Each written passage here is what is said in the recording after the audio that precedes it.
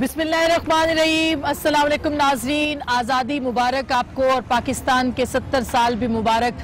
पाकिस्तान के ये 70 साल और इसके बाद कई 70,000 साल, क्योंकि पाकिस्तान बनने के लिए, रहने के लिए, हमेशा रहने के लिए बना है और इंशाअल्लाह रहेगा। आज के दिन ये दुआएं भी हैं, ये तमन्नाएं भी हैं और ये हमारी इस परचम के साथ हमारी वफा का दिन भी है, अहद का दिन भी है कि हमने इसको सर बुलंद रखना है, इस परचम को। मैं इस वक्त इस्लामाबाद में हूँ और मेरे पीछे आपको पटाखों की आवाज़ें आ रही होंगी, पीछे आपको बिल्डिंग्स नज़र आ रही होंगी जहाँ पे बहुत सजी हुई बिल्डिंग्स हैं और पाकिस्तान का परचम हर तरफ लहरा रहा है, जो दिल खुश किए हुए है बिल्कुल। और हमारे दिलों के अंदर भी एक सब्जा और एक बहुत ही खूबसूरती जो है, एक ग्रीन कलर, एक सब्ज रंग जो है वो हमारी आंखों के सामने फैला हुआ है। देखिए, हम 70 साल में पाकिस्तान ने ये हम हमेशा बहस करते हैं क्या खोया क्या पाया। आज के दिन 14 अगस्त 1973 को पाकिस्तान के अंदर आइन जो था वो पहला मुत्तफ़िक़ा आइन वो नाफिज हुआ था। जुल्फ़िकार अली भुट्टो पाकिस्तान के पहले मुंतखब वज़ीर आज़म की क़यादत के अंदर, और पाकिस्तान की सारी सियासी जमातों ने, पाकिस्तान के सारे जो ग्रुप्स थे, पाकिस्तान के जो तमाम मजहबी उलमा थे, पाकिस्तान के हर मकतबा फ़िक्र ने उस आइन के ऊपर दस्तखत किए थे। आज उसी आइन की बात हो रही है दोबारा से, लेकिन उसके अंदर बहुत सारी और चीज़ों की बात हो रही है। मसलन आज मियाँ साहब ने कहा कि अदालती, मुआशरती, मुआशी इंसाफ की हम बात करेंगे और वो एजेंडा कौम को देंगे। 4 साल से उनकी हुकूमत थी, वो एजेंडा क्यों पाकिस्तान के अवाम को नहीं मिला और क्या ये वही रोड मैप है जिसका वो कई दिनों से ऐलान कर रहे हैं।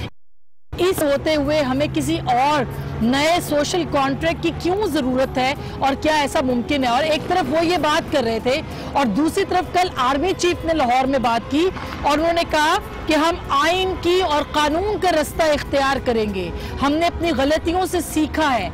ये दो तरह के दो मुख्तलिफ मैसेजेस जो हैं ये दिए गए हैं, ये कि इस वक्त उनकी कितनी अहमियत है और हम अगले कुछ सालों के अंदर कौन से नए सोशल कॉन्ट्रैक्ट की बात कर सकते हैं और क्या जो रज़ा रब्बानी साहब कह रहे हैं उसके ऊपर भी बात हो सकती है। क्या सिविल मिलिट्री ताल्लुकात की बेहतरी के लिए मुकालमा वाकई ज़रूरी है, और अगर ज़रूरी है तो अब मियाँ साहब इस पे क्यों जोर दे रहे हैं? ये इंतखाबी साल है, इनकलाबी साल कतई नहीं।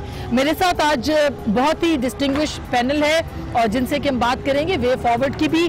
जनाब ज़ियाउद्दीन साहब किसी तारुफ के मोहताज नहीं है, एक जाना माना नाम, सीनियर सहाफ़ी, तज्ज़िया निगार है। मोहतरमा नसीम ज़ारा साहिबा अपना एक बहुत ही मकबूल प्रोग्राम पेश करती हैं 24 चैनल के ऊपर और तज्ज़िया निगार भी हैं, लिखारी भी हैं, बहुत शुक्रिया। हमें ज्वाइन करें जनाब इरशाद आरिफ साहब, अगेन एक बहुत मारूफ नाम, बहुत सीनियर सहाफ़ी, तज्ज़िया निगार और 92 न्यूज़ के ग्रुप एडिटर भी हैं अखबार के। बहुत शुक्रिया आप सब लोगों का। सबसे पहले नसीम आपसे शुरू करूंगी कि ये जो नए एजेंडे और नए सोशल कॉन्ट्रैक्ट की बात हो रही है, आपको क्या लग रहा है कि ये जो 70 साल का पाकिस्तान है उसमें सवाल बहुत उठाए गए हैं, क्या कभी जवाब भी मिलेगा? इस वक्त इस तरह की बात क्यों हो रही है? देखिए आसमा, 70 साल के पाकिस्तान में मार्शल लॉज भी आए, कॉन्स्टिट्यूशन भी आई, हुकूमतें घर गई भी, हुकूमतें रहीं भी, तो बहुत सी चीज़ें हैं इसमें। मेरा ख्याल है पाकिस्तान का जो आइन है उसमें आर्टिकल 62-63 पे बड़ा सवालिया निशान है, आपको मालूम है, और उस पर आपको भी मालूम है कि 18वीं तरमीम का जब वक्त आया तो पीपल्स पार्टी ने बहुत कहा कि इसमें तरमीम कर दें। उस वक्त मियाँ नवाज शरीफ साहब ने कहा नहीं ज़रूरत है। इस वक्त जो भी मुझे समझ आ रही है मियाँ नवाज शरीफ साहब कह रहे हैं वो सब अपनी ज़ाती सियासत के हवाले से कह रहे हैं। अभी मैं आते हुए सोच रही थी रास्ते में कि इन्होंने तो 15वीं तरमीम भी कहा था, अमीर अल मोमिनीन वाली बात भी। तो नवाज शरीफ साहब को जब मुश्किल पेश आती है तो वो, मेरा ख्याल है कि मैं कह दूंगी लोग नाराज होंगे, दिल के अच्छे हैं वो, लेकिन वो समझ के अच्छे नहीं हैं। अच्छा। उनको समझ, उनको यानी कि देखिए ना, पाकिस्तान अगर आप बात करें पॉजिटिव तो माशाल्लाह बड़ा आगे हम बढ़े हैं। मसाइल हैं, मसले हैं। सिविल मिलिट्री का ले लें, सिविल मिलिट्री का मुझे ये लगता है कि इदारे मौजूद हैं जिसमें अगर मसलन मियाँ नवाज शरीफ साहब 18 महीने नेशनल सिक्योरिटी कमेटी की मीटिंग नहीं करते। अगर आप अपनी मीटिंग नहीं करते तो फिर आप अपने आप को किस तरीके से अपनी अथॉरिटी इन्फोर्स करते हैं? और अब डायलॉग, अब नेशनल डायलॉग की जो बात हो रही है तो वो ज़ाहिर है इदारों के दरमियान डायलॉग की बात हो रही है ना। वो मैं आपको बताऊं, इसमें कोई मंतक ही नहीं है। क्या डायलॉग है? आपके पास इदारे हैं, आपके पास आईन है, आपके पास सब कुछ है। एक आखिरी चीज जल्दी से, जो पॉजिटिव चीज है, देखिए ना, इस वक्त इतनी जो सब झगड़ा हो रहा है, लोग बातचीत कर रहे हैं ना। जब लॉयर्स मूवमेंट चली थी आसमा, उस वक्त पाकिस्तानियों के ज़हन पजीर हो गई थी चीज आइन, उनको समझ आ गई थी एक आइन भी चीज है। और अब जो मुझे लगता है ज़हन पजीर होगी बात, वो ये है कि प्राइवेट और पब्लिक में फर्क है। आपकी जाती जो पावर है, आपकी जाती जो बिजनेस है, उसका और जो हुकूमत और रियासत है, उसका फर्क है। मेरा ख्याल है इन चीजों पर फोकस करना है। मैं टाइमिंग के ऊपर काफी दिनों से, बल्कि कल नसीम के शो पे भी हम बात कर रहे थे, टाइमिंग कितनी अहम है जो मियां साहब ने बात कही है, और उनका मुआशी और अदालती इंसाफ की भी आज उन्होंने बात की है। मुझे याद आ गया मतलब जो नारा दिया था जुल्फिकार अली भुट्टो ने कि सोशलिज्म, इस्लाम हमारा मतलब वो होगा, सोशलिज्म हमारी मईशत होगी, जमहूरियत हमारी सियासत होगी। इस तरह का उन्होंने एक नारा, एक कंप्लीट कॉम्प्रिहेंसिव नारा, और उसकी बुनियाद के ऊपर उन्होंने फिर एक आइन बनाया। ये जो अदालती, मुआशरती और मुआशी इंसाफ है, ये है क्या जिसकी आज मियां साहब बात कर रहे हैं? आसमा, इस वक्त तो हम जश्न मना रहे हैं आज़ादी का, तो अच्छी बातें करें, खुश आइन बातें करें। पीछे इतने पटाखे चल रहे हैं, आने वाले दिनों की बात करें।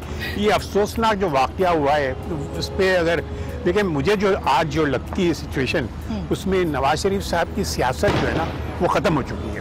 अब उन पर बात करना भी मुझे लगता है कि हमारी कौम को अलग किस्म के जान में जीटी रोड पे हुआ है, वो जीटी रोड तो ग्रैंड ट्रंक रोड। उसकी रीजन है, उसका रीजन है कि जो 10 महीने की हुकूमत है इनकी, जब तक ये इनकी हुकूमत रहेगी, इनकी पार्टी जो है ना डिजायरे में नहीं जाएगी।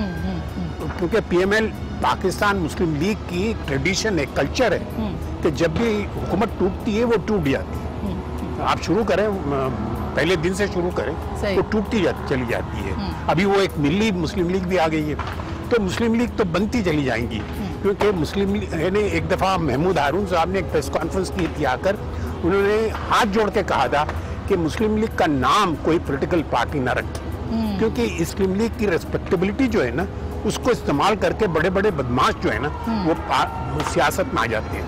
तो ये मैंने इनकी जो पार्टी रहेगी इंटैक्ट सिर्फ 10 महीनों में, उसके बाद मैंने समझा ये बिल्कुल ये इरशाद आरिफ साहब, ये इंतखाबी साल है, मियां साहब ने इसको इनकलाबी साल बना दिया है। 10 महीनों में इनकलाब कैसे? 4 साल के अंदर तो बहुत सारी चीजें हो सकती थी। जिस कॉन्स्टिट्यूशनल अमेंडमेंट की वो बात कर रहे हैं वो भी हो सकती थी, वो नहीं हो सकी। तो आप ये समझते हैं कि ये सिर्फ इंतखाबी जो साल है उसकी वजह से ये बात कर रहे हैं? देखिए, मियां साहब को जो सदमा पहुंचा है, जिस तरीके से वो नाअहल करार पाए हैं, उनको अदालत ने झूठा करार दिया है, जालसाज करार दिया है, करप्ट करार दिया है, मनी लॉन्डर करार दिया है, तो उसमें एक सदमे की कैफियत में इंसान जो है बहुत सारी ऐसी बातें करते हैं जो जिसे अगर अलहदगी में बैठ के सोचे तो वो खुद हैरान होता है कि ये मैंने क्या कह दिया। इनकलाब की बात मियां नवाज शरीफ साहब कर रहे हैं, या तो उनको पता नहीं इनकलाब होता क्या है, या फिर वो समझते हैं कि लोग इतने ही ज़्यादा बेवकूफ़ हैं कि वो जो बात भी करेंगे लोग सुन भी लेंगे, मान भी लेंगे। भाई, इनकलाब तो आता ही आप जैसे लोगों के ख़िलाफ़ है, आप जैसे हुक्मरानों के ख़िलाफ़ आता है, आप जैसे सरमायादारों के ख़िलाफ़ आ जाता है, और आप जैसी अशराफिया के ख़िलाफ़ आता है। आप इनकलाब किसके ख़िलाफ़ लाएंगे? वो शायद खाकान अब्बासी के ख़िलाफ़ लाएंगे, शहबाज शरीफ की हुकूमत के ख़िलाफ़ लाएंगे। कौन सा इनकलाब है? बेसिकली उनको जो सदमा पहुंचा है, उनको तवक्को नहीं थी। ये सदमा इसलिए बढ़ गया है कि उनको ये तवक्को नहीं थी कि कोई अदालत उनके खिलाफ फैसला दे सकती है, क्योंकि वो आदी हैं जस्टिस मोहम्मद कय्यूम के, वो आदी हैं नसीम हसन शाह के, वो और जजों के, अफजल लोन के आदी हैं जो उनके हक में फैसले दिया करते थे। इनकलाब तो ये है जो अगर उसको सॉफ्ट इनकलाब कहा जाए कि एक वज़ीर आज़म के ख़िलाफ़ एक 5 रुकनी जजों ने फैसला दिया, और जिसकी वजह से वो नाअहल हो गए और उनकी सारी सियासत का जो बुत था वो नीचे धड़ाम से गिर पड़ा। बिल्कुल इरशाद साहब, लेकिन ज़िया साहब ये कह रहे हैं, अच्छा इरशाद साहब, आप ये दो जो रास्ते हैं ये मैं ब्रेक के बाद जरूर पूछूंगी, क्योंकि ज़िया साहब ये कह रहे हैं कि मियां साहब की सियासत खत्म हो गई है।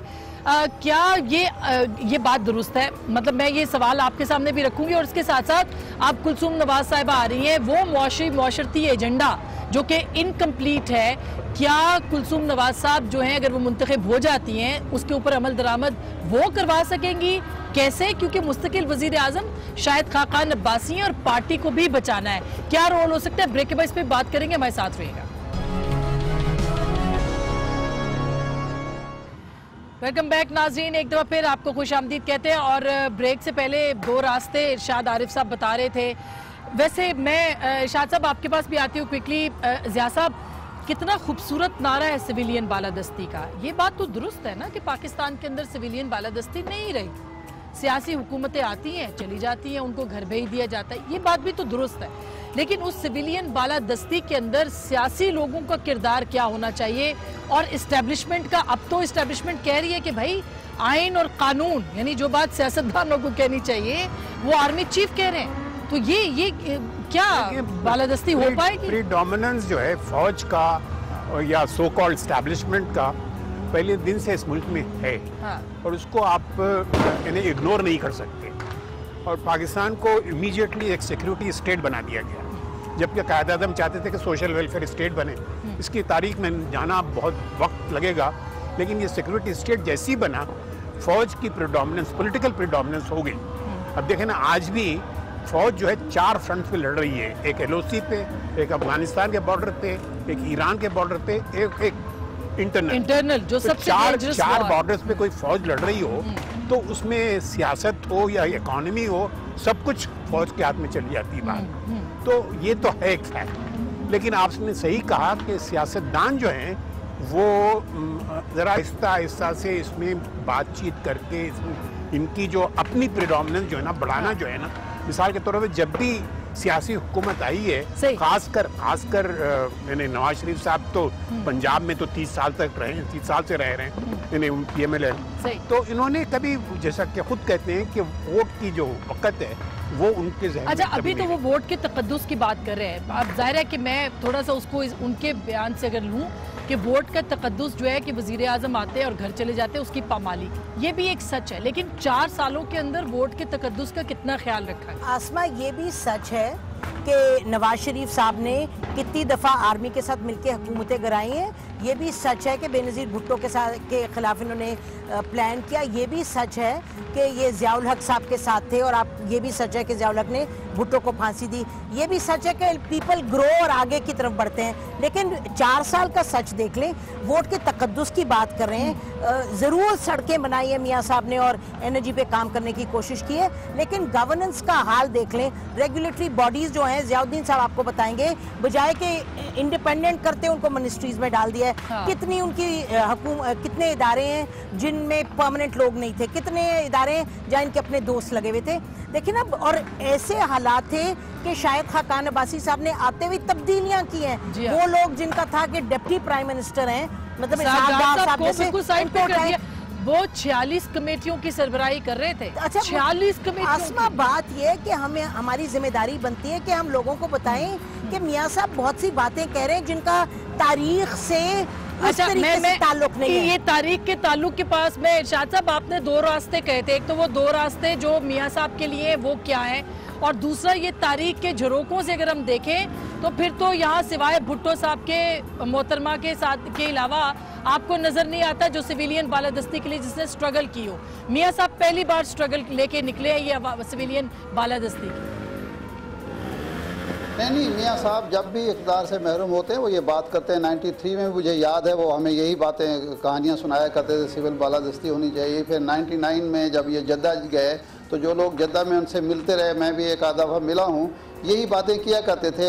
सिविलियन बालादस्ती अपोजिशन में रहकर नहीं होती, जब आप हुकूमत में होते हैं उस वक्त आपको कुछ इक़दाम करने पड़ते हैं। 2 चीज़ें बड़ी ज़रूरी होती हैं किसी भी सिविलियन हुक्मरान के लिए, उसकी बेहतरीन कारकर्दगी हो और वो अखलाकी बरतरी के मकाम पर हो। अगर वो अखलाकी तौर पर बरतर नहीं है बाकी इदारों से, अब बाकी लोगों से, और उसकी कारकर्दगी भी उनसे बेहतर नहीं है, तो फिर आप सिविल बालादस्ती का ख्वाब भी नहीं देख सकते, सोच सकते। सोचने का सवाल ही, देखिए इस वक्त फ़ौज को आप लाख दर्जा मतून कर दें, लेकिन वो तो अपने फ़राइज़ अंजाम दे रही है, वो तो लड़ रही है। 4 मौजू पर ज़िया साहब बात कर रहे हैं, लेकिन नेशनल एक्शन प्लान जो बना था फ़ौज से मिलकर, उसको नाकाम किसने किया है? मियाँ साहब के लिए रास्ता, बेहतरीन रास्ता तो ये था कि वो आराम से चुप करके बैठते, अकेले बैठ के गौर व खौज करते कि मुझसे क्या गलतियाँ हुई। आर्मी चीफ को साथ वाली कुर्सी पे बिठा के राहिल शरीफ साहब को सिविल बालादस्ती का आप तस्वर नहीं कर सकते, वो उन्होंने नहीं सोचा, गलती पर गलती किए जा रहे हैं। अब भी अगर वो इस वक्त ये टकराव की पॉलिसी अख्तियार करेंगे तो मुस्लिम लीग टूट जाएगी। ज़िया साहब जिस तरह कह रहे हैं मुस्लिम लीग टुकड़े टुकड़े हो जाएगी, या हुकूमतों से महरूम होंगे, और फिर जो मुकदमात उनका सामना उनका इंतज़ार कर रहे हैं उनमें फंस कर वो अपनी सियासत भी ख़त्म कर बैठेंगे। ये जो उन्होंने अब एक देखे ना, पार्टी के अंदर खुद उन्होंने इख्तलाफात पैदा कर दिए, ख़ानदान के अंदर भी कुलसूम नवाज साहब को उम्मीदवार बना के उन्होंने शहबाज शरीफ की फैमिली को जो है वो नाराज कर दिया है। खुद शाहिद खाकान अब्बासी को दिखा दिया है कि मैं राबड़ी देवी ला रहा हूँ, हुक्मरानी मैं करूँगा। तो ये पार्टी के अंदर आप वो खराबी पैदा कर रहे हैं, कोई खूबी पैदा नहीं कर रहे, कोई अपना बचाव ये नहीं बड़ा तबाही इरशाद साहब, बिल्कुल ये आपने बड़ा सख्त वैसे वर्ड यूज कर दिए। और मैं ब्रेक लेती हूँ, ब्रेक के बाद इसमें बात करेंगे, क्योंकि बार बार डायलॉग की बात हो रही है। ये डायलॉग का वक्त है या डील का वक्त है, इस पे भी हम जरूर बात करेंगे। एक छोटी सी ब्रेक के बाद वापस आते हैं, हमारे साथ रहिएगा।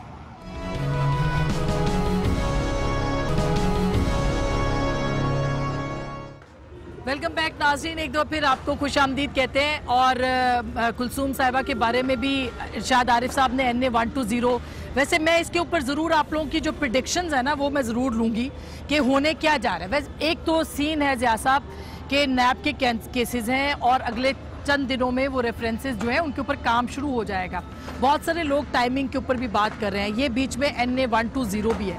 क्या मियाँ साहब सिर्फ अपने हलके को खिताब कर रहे हैं, मुखातिब है उनसे, या आपके ख्याल में वो वाकई डायलॉग की बात कर रहे हैं, डील कहीं नहीं आएगी बीच में? नहीं, वो 120 पे फोकस कर रहे हैं। हाँ। वो पार्टी को इंटैक्ट रखने की कोशिश कर रहे हैं और वो 2018 के इलेक्शन पे फोकस कर रहे हैं, और कोई बात नहीं। और ये जो इलेक्शन है, ये इलेक्शन पे जैसे कि आरिफ साहब ने कहा, हाँ, कि वो कुलसूम नवाज जो है ना उनको जितवाएंगे और उनको हेड ऑफ द पार्टी बनाएंगे, उनको प्राइम मिनिस्टर इलेक्ट करवाएंगे ये 10 महीने में। यानी जो प्रेसिडेंट होंगी पाकिस्तान मुस्लिम लीग नवाज की, वो कुलसूम नवाज ही होंगी, शहबाज शरीफ नहीं। और फिर वो प्राइम मिनिस्टर होंगी, और एज ए प्राइम मिनिस्टर जब वो प्राइम मिनिस्टर हाउस में होंगी तो नवाज शरीफ साहब भी वहीं होंगे एज ए स्पाउस, और फिर वहाँ से वो हुकूमत करेंगे वो। और यही एक तरीका है उनके बचने का, और कोई तरीका नहीं। तो ये तो फिर बचाओ तहरीक हो गई ना, ये तो खुद को बचाने ये तो देखें आसमा में तो भी जैसे बात है, हम मियाँ नवाज शरीफ साहब की हर बात को लेके बहुत एनालाइज करें, मेरा ख्याल है कि बहुत सी मोहम्मल बातें करें, बेतुकी मतलब डायलॉग, किससे डायलॉग, क्या डायलॉग? आपके पास आइन है, आइन में इदारे आप चलाएं ठीक से, और आइन वो जो मुत्तफिका आइन है जिसके ऊपर किसी को कोई एतराज। 18वीं तरमीम में तो ये सारी चीजों को अपोज किया था। बिलावल भुट्टो वो दिन में 3 दफा कह रहे हैं कि हमने कोई बात नहीं करनी, और मियाँ साहब अपने आप को बचाने की कोशिश कर रहे हैं, हमने उनके साथ बचाने में नहीं लगना। ये बचाओ नवाज शरीफ साहब तहरीक नहीं हो सकती। हाँ। और ये नहीं आप एक्सपेक्ट कर सकते कि इमरान खान और बिलावल भुट्टो उनके साथ चले। अभी केसेस होंगे नैब में, और आप देखिएगा कि मियाँ नवाज शरीफ साहब ने बहुत सी बातें की, सुप्रीम कोर्ट भी चुप है, किसी ने नहीं कहा जी कंटेम्प्ट वगैरह। आई थिंक जो कानून है वो it will take its course. मियाँ नवाज शरीफ साहब की जो रैली है उसका असर ना नैब कोर्ट्स पे होगा ना सुप्रीम कोर्ट पे होगा, वो प्रोसेस अलग चलेगा। और मेरा तो बड़ा खतरनाक प्रोसेस है, अगर वो प्रोसेस चलता है तो उसमें तो मियाँ साहब क्या, उनकी पूरी फैमिली जो है उनको। आसमा आप खतरनाक कह रही, मैं आपको बताऊं कि हम कोई कम से कम 40 दिन कोर्ट जाते रहे हैं जब हियरिंग हो रही थी। हाँ। अब भाई मियाँ नवाज शरीफ साहब के, उनके खानदान के पास कुछ एक्सप्लेनेशंस नहीं थी। जो लोग वहां गए हैं वो आपको बताएंगे कि एक जज साहब ने कहा कि खुदा का वास्ता है मुझे कुछ कागज दे दो, कतरी शहजादे का ही कुछ दे दो ताकि मैं ये केस खत्म करूं। तो बात ये कि इनके पास कुछ नहीं है दिखाने के लिए, शायद नैब में कुछ दिखा दें तो that will take its course. मियाँ नवाज शरीफ साहब जो हैं, हाँ। मेरा ख्याल है कुलसूम नवाज साहब अब बहुत लीड से जीतेंगी। लेकिन आप कह रही हैं वो जीतेंगी और पार्टी की प्रेसिडेंट भी बनेंगी? मेरा नहीं ख्याल, आपका ख्याल है कि नहीं वो शहबाज शरीफ? इरशाद आरिफ साहब, आप तो लाहौर में बैठे सर, आपके पास तो ज्यादा खबरें होंगी। ये कुलसूम साहिबा अगर बनती हैं और उनको प्रेसिडेंट भी बनाया जाता है और फिर प्राइम मिनिस्टर भी बनाया जाता है, तो पार्टी कहाँ स्टैंड करेगी? वो तो फिर बहुत सारे लोग रिजाइन कर देंगे शायद। पार्टी कैसे यूनाइटेड रहेगी? देखिए, ट्रैक रिकॉर्ड देखा जाए तो वो इलेक्शन उनको जीतना चाहिए। वो सीट मुस्लिम लीग की है, हमेशा वहाँ से मियाँ साहब जीतते रहे हैं, वो जीत जाएंगी, जीत सकती हैं। लेकिन इस वक्त जब तक कैंपेन शुरू नहीं होती कोई फैसला नहीं दिया जा सकता कि वो लाजमत जीतेंगी। पिछले इलेक्शन में 52,000 वोट लिया है यास्मीन राशिद साहबा ने, और नवाज शरीफ साहब ने जो 97 के इलेक्शन थे उसमें 57,000 वोट लिया था, यानी वो 52 तक पहुंच गई। उसके बाद इस इलेक्शन में जो हुआ वो आपके सामने है। कुलसूम नवाज साहबा जीत सकती हैं, लेकिन उस शर्त पर कि अगर खानदान यानी शहबाज शरीफ साहब का ख़ानदान, हमजा शहबाज भी उनके साथ हों और पार्टी भी उनके साथ हो, वो तकसीम ना हो जाए। एक तो शर्त ज़रूरी है। दूसरी बात यह है कि ये जो केसेस चलेंगे वो इसी अरसे में चलने हैं। अगर ये नैब में केसेस चले जाते हैं और हुदैबिया खोल जाता है तो कुलसूम नवाज साहबा उसमें भी फिर फंसेगी। बाकी केसेस में तो वो नहीं है, पार्कलैंड वाले फ्लैट्स में, लेकिन उसमें उनका नाम मौजूद है। तो उस ये सूरत हाल मजीद तब्दील होगी। सदर बनना, पार्टी का वजीर आज़म बनना, हाँ, लेकिन जिस रफ्तार से तो हो सकती है। अच्छा, जी जी जी जी, मैंने कहा ये ख्वाहिश तो मियाँ साहब की हो सकती है कि वो राबड़ी देवी की तरह वजीर आज़म हूँ, मैं लालू प्रसाद की तरह बैठ के वज़ीर आज़म के इख्तियार इस्तेमाल करूँ, लेकिन मुझे ऐसा सिनेरियो नज़र नहीं आता। अगले 2-4 हफ्तों में मैं समझता हूँ कि शायद खाकान अब्बासी साहब ही वज़ीर आज़म रहेंगे।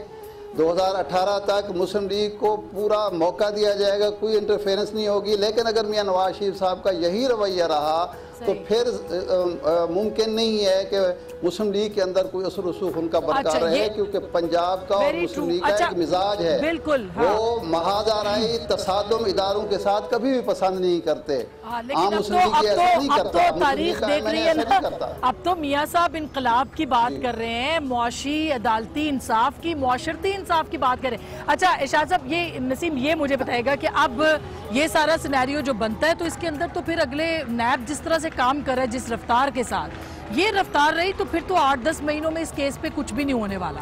मेरा ख्याल है supreme court will take notice sooner और लेटर। अभी जस्टिस एजाजुल एहसन सुना से छुट्टी पे गए हैं, कहाँ गए, आई एम श्योर। देखें, सुप्रीम कोर्ट मींस बिजनेस, और वो और बात है कि जिस तरीके से अटैक किया है सुप्रीम कोर्ट को मियां नवाज साहब ने, तो नैब को ऑन ट्रैक रहना पड़ेगा। Supreme court will ensure that. इसी वजह से एक जज भी बनाए मॉनिटरिंग। अच्छा, और रिज़ा साहब, ये जो कल आर्मी चीफ ने स्टेटमेंट दी है, वो 3 बार कह चुके हैं जमहूरियत, आइन और कानून, इसको आप कैसे एनालाइज करें? देखिए, उनके पास और कोई चीज कहने की है नहीं। मैं नहीं समझता कि अश्योर कर रहे हैं ना, मतलब वो सिस्टम के लिए वो अश्योर कर रहे हैं और पब्लिक स्पीच में कर रहे हैं। मतलब है कि मुझे नहीं लगता कि आर्मी चीफ जो है ना, जो वो कहते हैं कि हमने अपने मिस्टेक से, अपने गलतियों से सीखा है, तो आई एम श्योर उन्होंने देखा होगा पिछले 4 जो मार्शल लॉ की जो दुर्गत हुई है। तो मैं नहीं समझता कि अच्छा, इरशाद साहब आप कह रहे हैं कि, अच्छा इरशाद साहब आप क्या कहते हैं? उन्होंने कहा हम अपनी गलतियों से हमने सीखा है और आइन और कानून का रास्ता हम अपनाएंगे। आप इसको कैसे एनालाइज करते हैं? आखिरी चंद मिनट है तो जी देखिए, मैं समझता हूँ मियाँ नवाज शरीफ साहब आइन कानून की बातें तो वैसे हमें बेवकूफ़ बनाने के लिए कर रहे हैं। उनकी ख्वाहिश ये होगी कि उन पर तौहीन अदालत लगे और वो 6 माह के लिए या कुछ अरसे के लिए जेल चले जाएं, ताकि वो नैब केसेस में अंदर ना जाएं। नाअहली के बाद वो एक मज़ीद सदमा नहीं सहना चाहते। मेरा ख्याल है वो इसलिए जो अदालत को उकसा रहे हैं, मुश्तैल कर रहे हैं। इसके अलावा कोई आइन, इनकलाब, कानून, मुझे तो माजी में तो उनकी सियासत में इसका कोई अमल दखल नहीं रहा। अब कैसे हो सकता है? इस उम्र में उनको इनकलाब याद आ गया।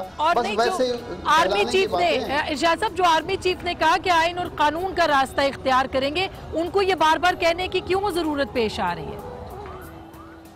मेरा ख्याल है वो एक तो नवाज शरीफ साहब को यह समझाने की कोशिश कर रहे हैं कि देखिए, मैं फौजी होकर आइन कानून की बात कर रहा हूं और आप सिविलियन बालादस्ती के अलमबरदार होकर अदलिया के खिलाफ, जो एक सिविलियन बालादस्ती का एक मजहर इदारा होता है, उसके खिलाफ बातें कर रहे हैं। वो इनको बावर कराना चाहते हैं, साथ ही साथ इंश्योर करा रहे हैं वो कि फौज जो है मुदाखलत का इरादा नहीं रखती। वो कानून के साथ है, आइन के साथ है, इसका मतलब है अदलिया के साथ है। 2018 को इलेक्शन होंगे और आप शायद हार जाएंगे आसमा। अच्छा, सिस्टम को कोई खतरा नहीं। बहुत बहुत शुक्रिया, थैंक यू सो मच। ये बाकी बातें इरशाद साहब आपका बहुत शुक्रिया, किसी और वक्त रखेंगे। मैं और नसीम अलग से आएंगे ज़िया साहब के साथ और फिर बात भी करेंगे। लेकिन